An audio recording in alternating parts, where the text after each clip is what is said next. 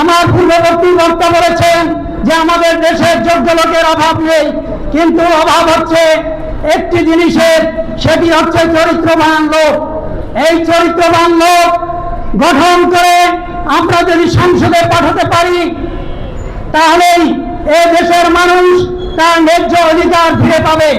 এই ন্যায্য অধিকার ফিরে পাওয়ার জন্য আজকে সারা দেশে টেকনাফ থেকে পিতুলিয়া, রূপসা থেকে পাথুরিয়া, যেখানে দাঁড়িপাল্লা আছে সেখানে আপনাদের দাঁড়িপাল্লার ব্যক্তিকে জয়যুক্ত করে আগামী দিনের সংসদে যেন দাঁড়িপাল্লার পক্ষে এবং এই দেশের নির্যাতিত, নিষ্পেষিত, অবহেলিত মানুষের পক্ষে দুটি কথা বলার সুযোগ করে দেন, এই উদ্যত আহ্বান রেখে আমি সকলের সুস্বাস্থ্য কামনা করে এবং 56 নম্বর ওয়ার্ডের পক্ষ থেকে যারা আজকে অতি কষ্ট করে আমাদের এই প্রোগ্রামে উপস্থিত হয়েছেন সকলকে ধন্যবাদ জানিয়ে আমি আমার সংক্ষিপ্ত কথা শেষ করছি।